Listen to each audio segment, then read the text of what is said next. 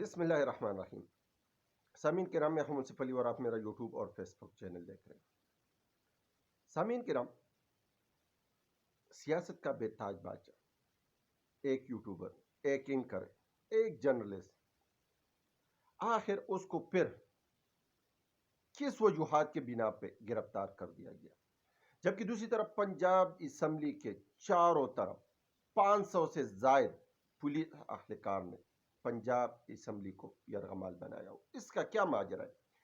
کیا ثابت کرنا چاہ رہے کہ کیا جو حق اور سچ کی بات کوئی کرے گا، جو ووٹ پہ جس نے ڈاکہ ڈالا ہوا ہے، اگر اس کے خلاف آواز اٹھائیں گے تو کیا ان کو پولیس گرفتار کر لیں گے؟ جبکہ دوسری طرف سب سے جو اہم بات ہے وہ ہے بلاول صاحب۔ بلاول صاحب نے اپنے نمائندوں کو جو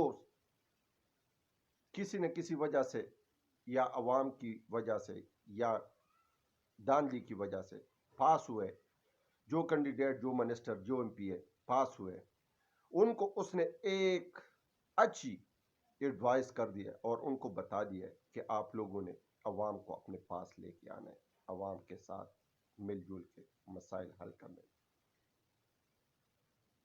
جبکہ سامعین کرام، دوسری طرف ہماری نظام سب سے کرپٹ نظام بن رہا ہے، سب سے گندا نظام بن رہا ہے۔ جن کی دھوتی صاف ستھری تھی اس کو پریس کر کے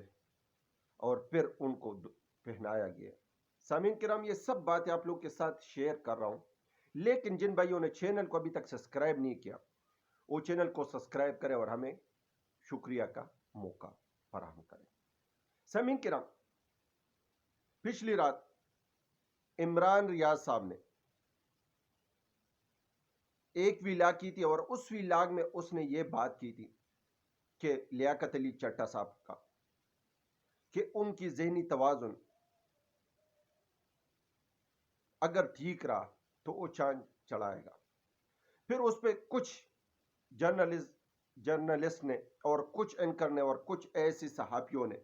اس کے منہ سے جاگ نکل رہا تھا اور ان پہ تنقید کر رہے تھے، لیکن آخرکار اس پہ جو اس نے ویلاگ کی، اس ویلاگ کی وجہ سے یا جو لوگ رونا دھونا کر رہے تھے اور اس پہ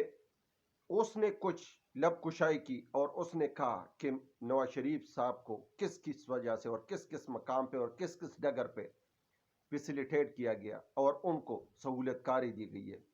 تو اس ویلاگ کی پاداش میں ایک دم نیب کی طرف سے ایک وارنٹ گرفتاری جاری ہو جاتی ہے، جبکہ اس سے پہلے ان کو نوٹس بھی نہیں دیا گیا۔ اگر نوٹس دے دیتے تو شاید وہ اتنا دلیر اور اتنا بہادر انسان ہے کہ وہ نوٹس کی وجہ سے دفتر میں حاضری ضرور لگا لیتے، لیکن اس کو بے خبر رکھا گیا، جبکہ ان کو کسی سورس سے اطلاع ملی تھی کہ ایسا کچھ ہونے والا ہے۔ اور عمران ریاض کے گھر پہ 5 سے 10 گاڑیوں کا چھاپا، 10-15 بندے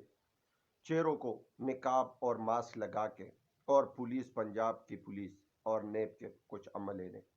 دعویٰ بول دیا ان کے بچے ایک ڈرامائی کھیل سے پہلے بھی گزر رہے تھے اور ان کے بچے خوف و خراش کی وجہ سے چیخیں نکالنے لگے، اور عمران ریاض اپنے بچوں کو تسلی دے رہے تھے کہ یہ اپنے لوگ ہیں، اور شاید عمران ریاض کو پریشرائز کرنے کے لیے عمران ریاض صاحب کا والد صاحب کا بھی گرفتاری کرنی تھی، لیکن کسی وجہ سے وہ نہیں ہو پائی۔ جبکہ عمران ریاض صاحب کے بھائی نے بتایا کہ بغیر بتائے پورے گھر والوں کو یرغمال بنایا اور عمران ریاض کو لے کے گئے۔ اب ہونا کیا تھا، کس کیس میں لے کے گئے؟ کیونکہ ایک جیل کا کیس تھا اور اس میں بالکل معمولی بٹ کی وجہ سے عمران ریاض نے وہ بٹ لی تھی، یہ اس کے اوپر الزام تھا۔ جبکہ عمران ریاض کے بقول کہ وہ 1.25 کروڑ کا بٹ تھا اور ہم نے 4 کروڑ پہ وہ لیے، جبکہ اس نے عدالت کو بھی انفارم کیا اور سننے میں آیا ہے کہ عمران ریاض نے روسٹم پہ 1 گھنٹے سے زائد خود ریمارکس دیے اور جج صاحب کو قائل کرنے کی کوشش کی گئی ہے۔ جبکہ دوسری طرف صدیق وکیل صاحب نے یہ بتایا کہ اب بہت ہو گیا، نیب کسی کے بھی پگڑی اچھال سکتا ہے، تو نیب نے اگر یہی کرنا ہے تو وہ جاتی عمرہ میں بھی جا کے وہاں جو نیب کا زدہ لوگ بیٹھے ہوئے ان کو بھی گرفتار کرے، اتنی بھی کچھ کر لے۔ جبکہ دوسری طرف سامعین کرام، پنجاب اسمبلی بھی ایک جنگ کا میدان بن گیا، ایک دوسرے کے خلاف نعرے بازی اور ایک دوسرے کو لاہو لاب باتیں کرنا شروع ہو گئی، اور وہی جو تاریخ میں پہلے بھی ہوتے تھے ابھی بھی ہونا شروع ہو گئے۔ جبکہ پنجاب اسمبلی کے چاروں طرف 500 سے زائد پولیس اہلکار تعینات کی گئی اور پنجاب اسمبلی کو یرغمال بنایا گیا، اور اس میں یہ تاثر دیا جائے کہ جو مینڈیٹ ہمیں دیا گیا اگر اس کے خلاف کوئی بات کرے گا تو اس کے ساتھ آخری ہاتھوں سے نمٹا جائے گا۔ جبکہ صاحبہ بی بی یہی بتا رہی ہے کہ جو کرے گا وہ بھگتے گا، اور جو ایسی کرے گا تو اس کے ساتھ ہم آہنی ہاتھوں سے نپٹیں گے۔ جبکہ دوسری طرف پاکستان کی سیاست اس ٹائم اس چیز کا متحمل نہیں ہو سکتا۔ یہ جو بدلے کا سیاست ہے، یہ جو دوسرے سیاستدانوں کو زیر کوب کرنے کی سیاست ہے، یہ ختم ہونا چاہیے، کیونکہ ہمارا سیاست، ہمارا معیشت اور ہمارا آئین اس سٹیج پہ ہمیں موقع نہیں دے رہے، کیونکہ آئی ایم ایف کے ایک نئے ڈیلنگ کے دائرے پہ ہم کڑے ہیں، اور کسی نہ کسی ٹائم ہم نے پھر ان کے پاس $6 ارب کے عوض معاہدہ کرنا ہے اور ان کے کڑے شرائط قبول کرنے۔ جبکہ دوسری طرف بلاول صاحب نے اپنے 9 منتخب ارکان اسمبلی ان سے تقریر کی، ان کو قائل کیا اور ان کو کہا کہ صرف اور صرف عوامی مسائل پہ آپ نے فوکس کرنا ہے، کیونکہ ہمارے سامنے بہت سے چیلنجز ہیں۔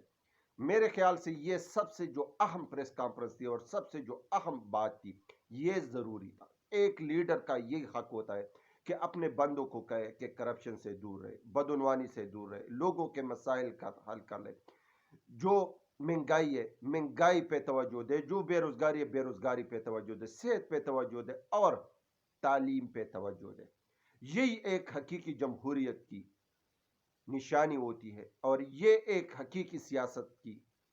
ترجمانی ہوتی ہے۔ لیکن ہمارے ملک میں بدقسمتی سے عدالتیں بھی اس نوعیت کے نوٹس نہیں لیتے، جبکہ ادارے بھی اپنے کام صحیح انداز میں نہیں کر پاتے، اور ایک انتقامی سیاست کا ماحول گرم ہے، اور اس انتقامی سیاست میں لوگ ایک دوسرے کو زیر کرنے کی کوشش کرتے ہیں۔ جبکہ دوسری طرف بنی گالہ میں بھی غیر معمولی صورتحال کا سامنا ہے، اور سوشل میڈیا، الیکٹرونک میڈیا سارے وہاں جمع ہے، اور وہاں سے ملالہ یوسفزئی صاحبہ اور ایک اور نعیم صاحب نے پریس کانفرنس کی، اور اس نے یہ بتایا کہ بشرا بی بی کی طبیعت خراب ہے اور ان کو اس صورتحال سے نکالنے کے لیے اس کو پراپر ٹریٹمنٹ نہیں دی جا رہی ہے۔ جبکہ دوسری طرف یوسفزئی صاحبہ نے یہ بھی بتایا کہ عمران خان صاحب کو کسی ٹائم میں بھی ہو سکتا ہے کہ یہاں شفٹ کیا جائے، اور پھر یا یہ ہر زبان پہ عام کی جائے گی کہ عمران خان صاحب نے ڈیل کر دی اور یہ کیا اور وہ کیا، لیکن اس طرح کچھ بھی نہیں ہے۔ جبکہ دوسری طرف سب پنجاب کے جو پی ٹی آئی کے کینڈیڈیٹ ہیں وہ دڑا دڑ پشاور پہنچ رہے، اور وہاں پشاور ہائی کورٹ سے اس کے راہداری ضمانتیں منظور ہوتی ہیں۔ اب سیاست کا دنگل تو سج گیا، اسمبلیاں بن گئی ہے، لیکن اب دیکھنا یہ ہے کہ کیا آپ کا اور میرا صحیح ترجمانی کون کرتا ہے، کیا عام عوام کو اس مشکل سے نکال پائیں گے یہ لوگ یا نہیں۔ پاکستان زندہ باد، پاکستان پائندہ باد۔